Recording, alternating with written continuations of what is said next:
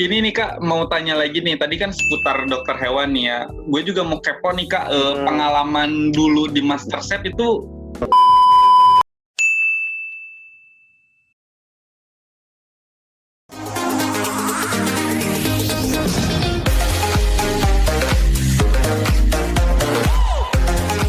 Oke, ini nih Kak, mau tanya lagi nih. Tadi kan seputar dokter hewan nih ya. Gue juga mau kepo nih Kak, pengalaman dulu di MasterChef itu gimana ya? Kok bisa gitu? Tiba-tiba ada di MasterChef gitu ya, atau ikutan? Iya, kenapa bisa ikutan? Karena daftar.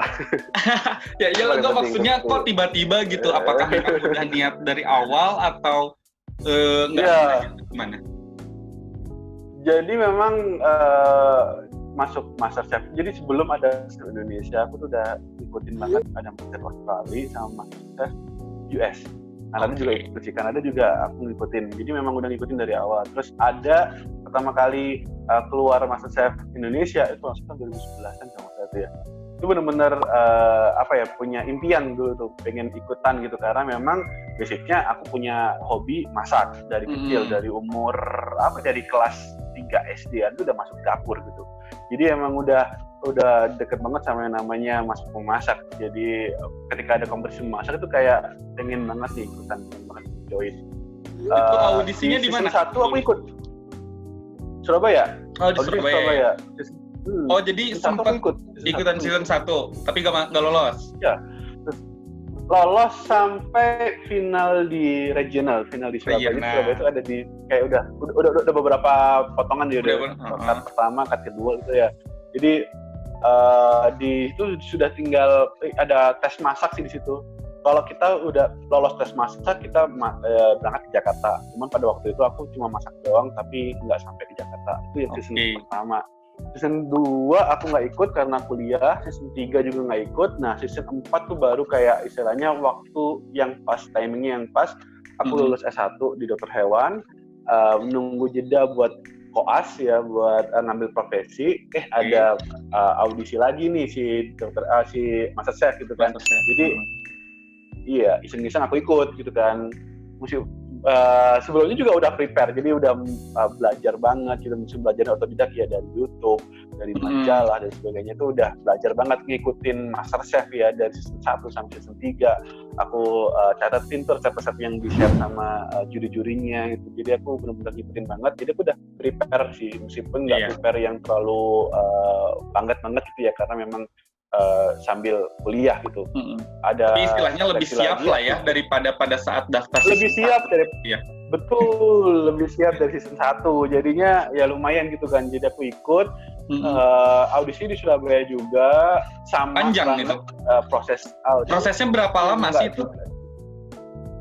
Untuk audisi di Surabaya itu cuma 2 hari aja sih, 2 hari doang gitu kan.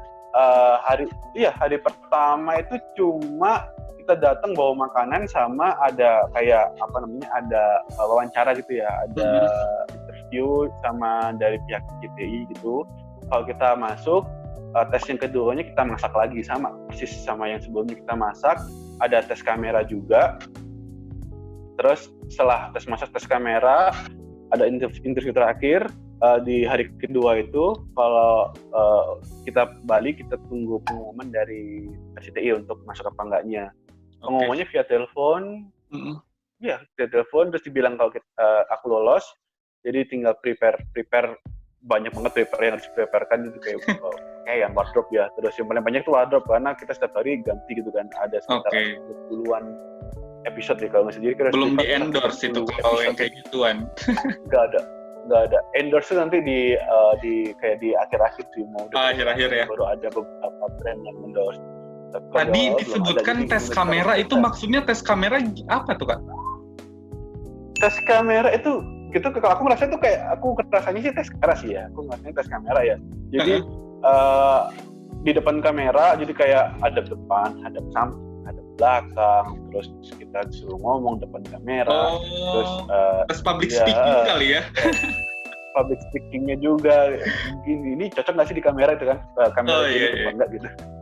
Atau juga sih, cuman itu ada sesi di situnya juga, jadi itu kayak sesuatu hal yang baru buat aku sih. Jadi setelah pastilah. masuk ke ruang penjurian, ada di bilik itu ada penjurian, ada orang STI, ada kameramen, terus habis dicicipin makanannya, terus habis itu di shoot gitu kan ya, kita lihat di depan kamera, introduction gitu kan, kita pengenalan diri gimana gitu di depan kamera. Setelah itu pulang, tunggu diumumin, ya udah suruh langsung syuting deh.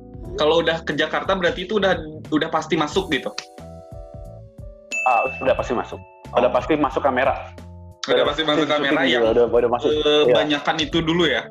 Kan nanti itu juga difilter lagi gitu kan? Difilter lagi. Belum di galeri, dulu masih ada bootcamp. Jadi aku dulu bootcampnya sekali doang sih, tapi itu jadi ada di salah satu mall di Jakarta mana tuh ya?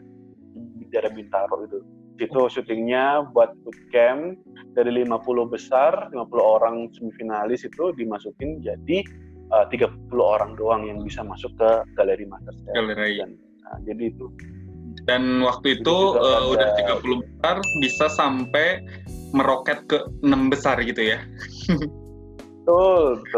Lumayan dong. Jadi itu sekitar 4 bulanan di proses syuting kalau nggak salah tuh ya. Oh, berarti selama karantina dan lain sebagainya itu 4 bulan ya? 4 bulanan. Oke, pengalaman yang paling berharga apa nih selama di MasterChef, Kak?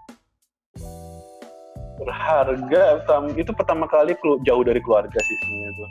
Cuman ada misinya kan, karena berlomba jadinya tuh kayak memang sudah benar-benar jangan sampai homesick, jangan sampai apa gitu ya. Meskipun awal-awal homesick banget.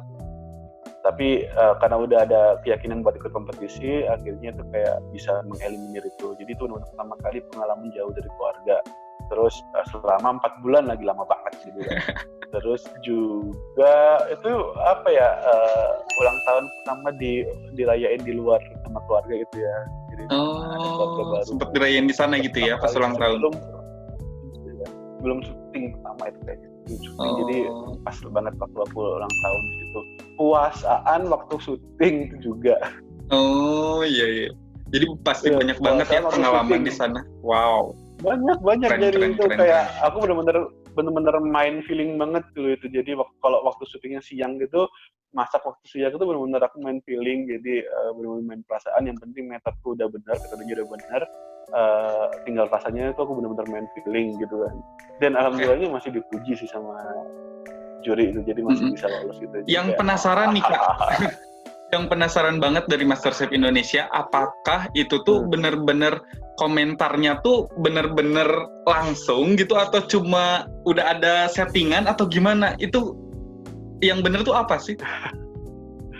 Bener banget sih, banyak banget sih yang nanya itu ya tentang behind the scene dari proses syuting.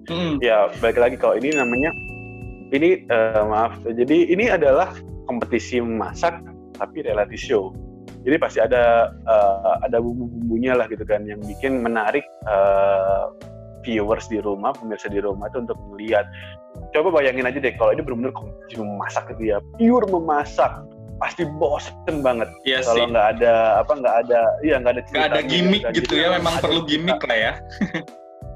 Dan gimmicknya pun juga kita nggak buat bener-bener itu yang terjadi di lapangan gitu kan, terjadi di galeri, bener-bener yang namanya kameramen di galeri itu ada kali ya belasan deh kayaknya, itu ada banyak banget. Jadi tiap peserta itu ada kameramennya sendiri-sendiri.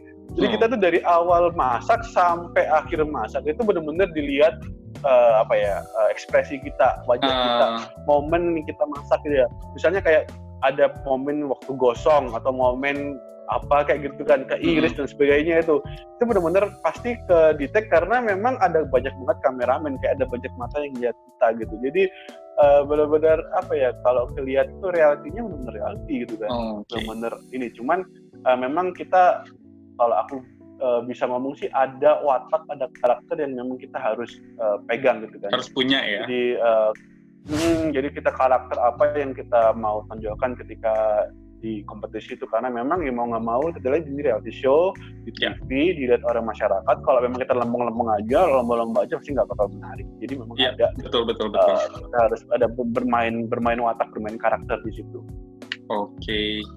Kalau misalnya selama dulu di season 4 nih, dari semua juri mana nih yang paling pedes komennya?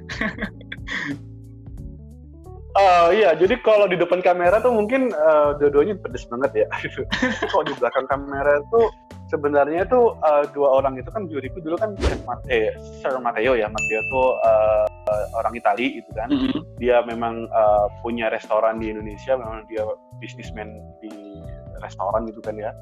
Sama Chef Arnold, memang basicnya chef. Dua-duanya sangat sangat kredibel, sangat benar-benar membantu proses. Jadi aku benar-benar belajar banget waktu aku di MasterChef itu, dari aku benar nggak ngerti tentang dunia masak, benar-benar mentah banget. Dan selama 4 bulan tuh kayak aku bener learning by doing banget. Jadi ketika aku masak challenge di Chef Arnold sama Matteo berbagai macam pesan gitu kan, ya saran dan sebagainya, dan itu langsung aku praktikkan di situ. Jadi kayak bener-bener langsung nangkap sih. Dan bahkan dulu sempat si Chef Arnold dulu tuh sempat Chef Arnold tuh kayak ngasih pujian juga sih. Jadi kamera tuh kayak progres yang lumayan bagus ketika ada di galeri itu adalah galeri. Aku termasuk salah satunya. Jadi dari time management, terus dari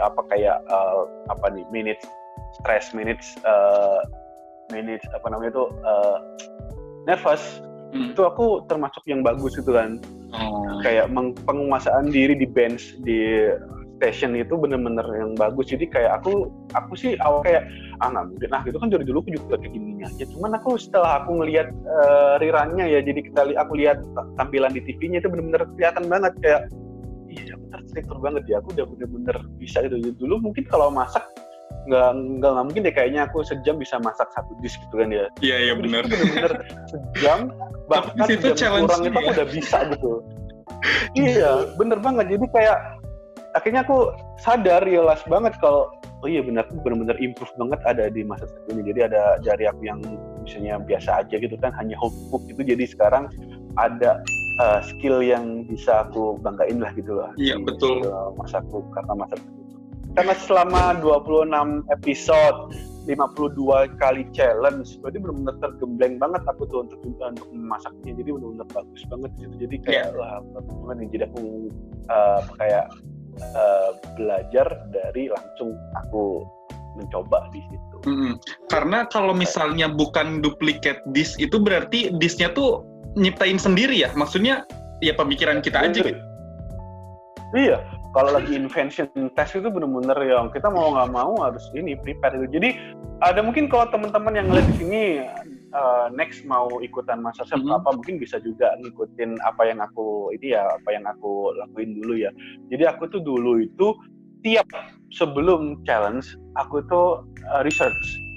Paling nggak aku tuh punya research dulu itu kayak aku punya protein nih ya, daging merah gitu ya. Jadi aku punya 3 resep Asian, 3 resep Indonesia, sama 3 resep Western. Ada 3 gitu. Terus kalau daging putih, misalnya kayak ayaman gitu ya, itu juga aku punya spare 3 resep Asian, Western, sama Indonesian. Jadi ada 9, ada 9, 18. Terus ikan juga punya.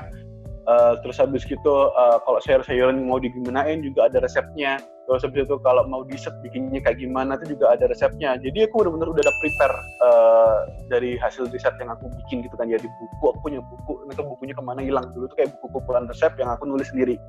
Nah di situ jadi kalau seumpama misalnya aku udah prepare ada daging sapi olahan A gitu ya, tapi ternyata aku dapatnya di challenge di situ adalah daging buntut.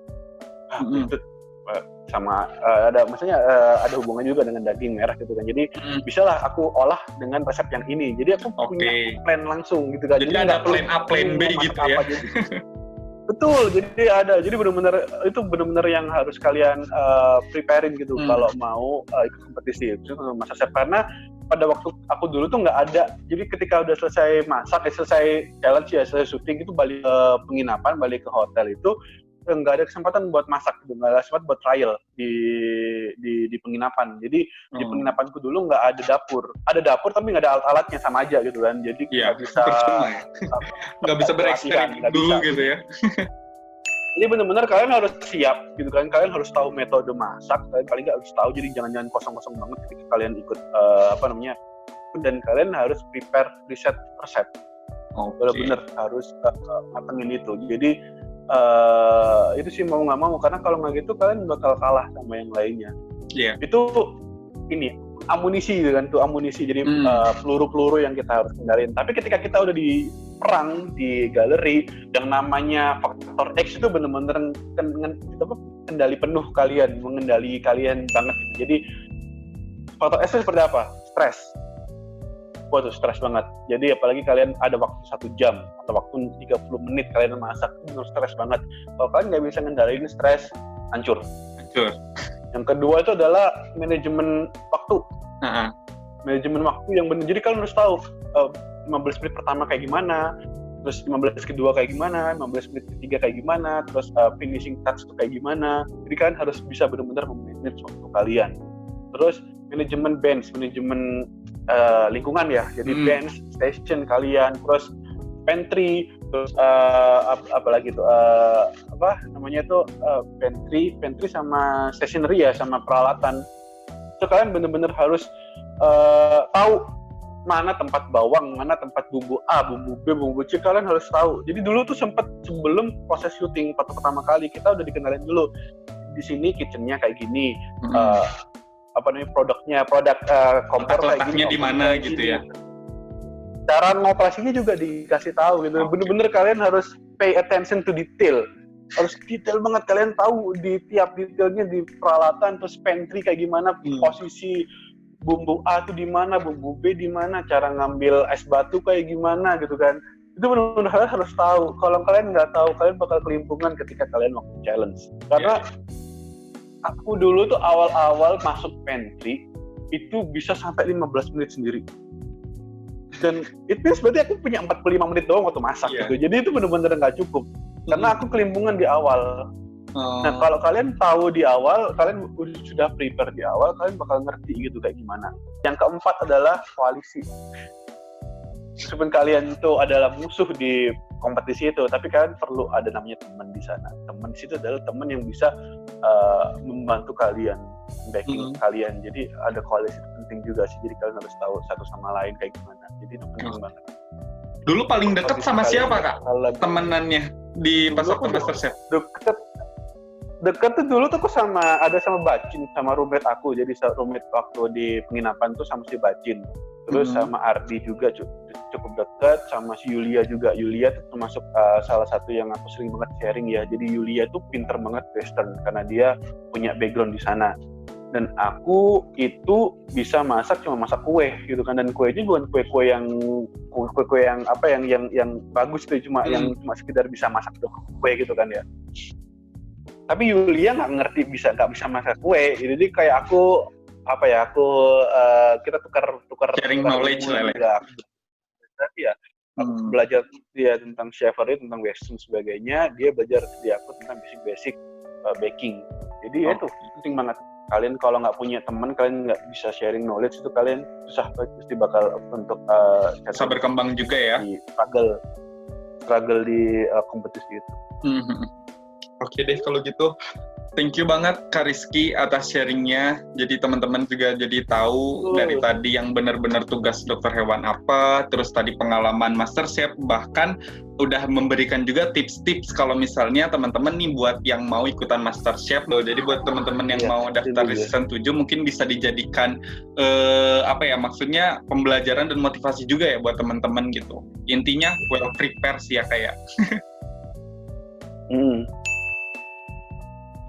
Jadi buat teman-teman yang dengerin, khususnya ibu-ibu mungkin ya, ibu-ibu itu adalah salah satu pahlawan.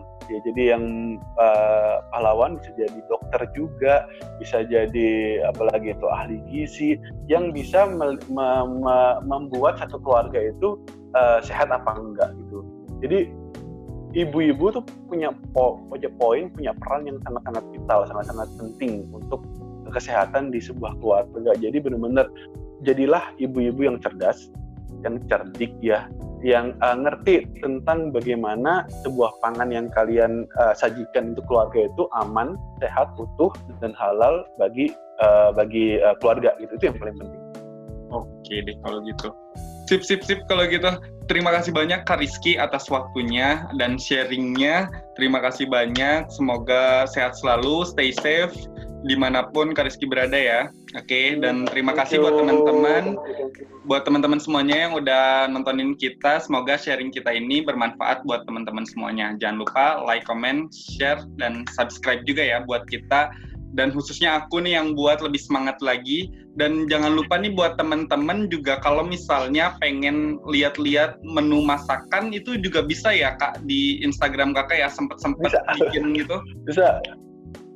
Ada, aku punya IGTV yang nge-share resep-resep juga, ada. Jadi kalian bisa lihat IGTV dan juga aku share juga sih di YouTube aku gitu kan. Oh ada YouTube channelnya apa Kak? Di Rizky Aprilian juga. Cuman ya itu jadi aku dari IGTV aku masukin sana buat ini sih, buat nyimpen data sih. Tapi juga bisa kalian lihat. Oke, buat teman-teman juga itu nanti bisa lihat rekomendasi-rekomendasi masakan dari Chef Rizky, Master Chef Season 4.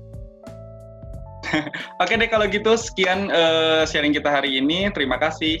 Bye-bye. Thank you semua. Sampai jumpa lagi.